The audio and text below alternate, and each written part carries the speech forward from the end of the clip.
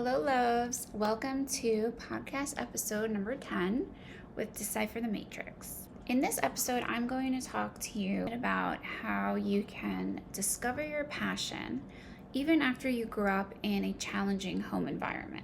Oftentimes, there's a core reason for feeling a loss of our authentic true selves. If we grew up with narcissistic parents or caregivers, or just more self-absorbed or emotionally unavailable caregivers, a child's emotional world can often be ignored. Children can feel invalidated or even be manipulated. Instead of being encouraged to explore their likes, needs, and curiosities, they're conditioned to please the narcissistic parent, just simply avoid conflict at any cost, minimize their own desires, and stay hyper attuned to other people's moods around them. Over time, this wires the brain for survival or over self-expression. The authentic self, the part that says, I like this, or I want to do that, or I don't want to do that, can get suppressed in favor of safety. People need to keep themselves safe as a child. There are different patterns that are highly likely to develop growing up in this type of household. For example, fawning is a default response.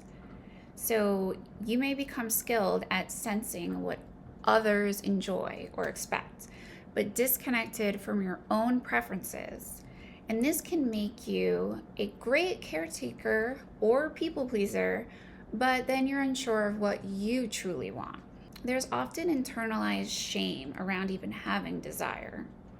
So if you were punished, mocked, or ignored when expressing your interests or feelings, you may now feel shame, guilt, or even self-doubt around wanting anything at all. Hypervigilance also blocks exploration. So you're likely had to stay alert, walking on eggshells, scanning for mood shifts.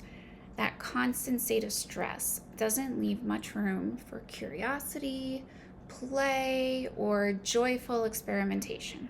Your identity may have been enmeshed as well. So narcissistic parents often see their child as an extension of themselves.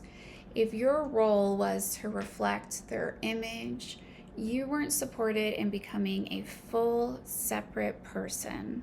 So you may end up asking yourself as you get older, who am I outside of others? Some examples of what it may feel like in adulthood are you hesitate when you're asked what you enjoy, you second guess your decisions, you worry that your desires are too much or wrong, you feel numb or blank when trying to access your preferences, and you fear being judged for enjoying something that could be weird or different. So what is the healing path? Reconnecting with your enjoyment is not indulgement. It's a reclamation. Some supportive steps that can help you heal through this are doing inner child work to validate your younger self's needs and interests. There's also somatic practices to get out of the head and feel into what your body says yes or no to.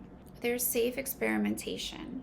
You can try small things just for you with no agenda. And of course, therapy, especially parts work or trauma-informed modalities, can help you separate your voice from the inner critic or internalized narcissistic voice in your mind.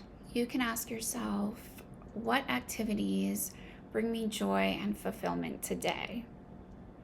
Identify the moments that evoke a sense of tranquility, vitality, or inspiration within you. More specifically, for 1 week, you can diligently observe the following things. Identify activities that provide you with energy or make time pass smoothly and swiftly. You can identify activities that drain or diminish your energy levels, and then rate them 1 to 5 after each activity that you engage in. So, for example, if you rate 1, that could be the most drained. 5 could be the most energized or satisfied you feel with the activity afterwards. Often, what you enjoyed as a child will hold clues.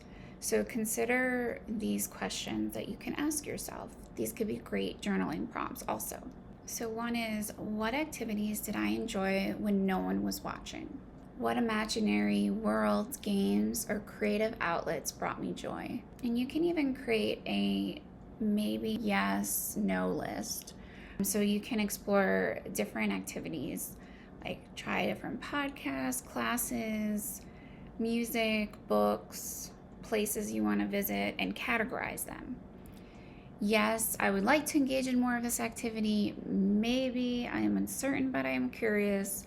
Or no, or I did not enjoy or find it suitable for me. The objective is to gather data, not seek perfection. Allow your body to communicate with you. Enjoyment is often experienced rather than consciously thought. So you can try these other techniques to practice to better tune into yourself also. You can place your hand on your heart or belly and ask yourself what sensations would feel nourishing or playful at this moment. You can also engage in free movement and observe what feels expansive to you. It is possible that you may not derive pleasure from activities that others expect you to, and that's perfectly acceptable. So consider the reasons behind your actions when you feel like you should engage in certain activities. Imagine how you would behave if no one was observing your actions. And give yourself permission to evolve. Don't seek a definitive answer. Enjoyment can fluctuate with the changing seasons, personal growth, and different healing processes. So embrace this as an ongoing relationship with yourself. You can also check out this guided meditation that I'll be sharing with you, and it's a remembering what you enjoy. It allows you to feel more connected within your body by using these mindfulness techniques. I hope this was helpful for you, and if you enjoyed the content that you heard today, feel free to like and subscribe. I look forward to seeing you on YouTube and you listening to more podcast episodes also.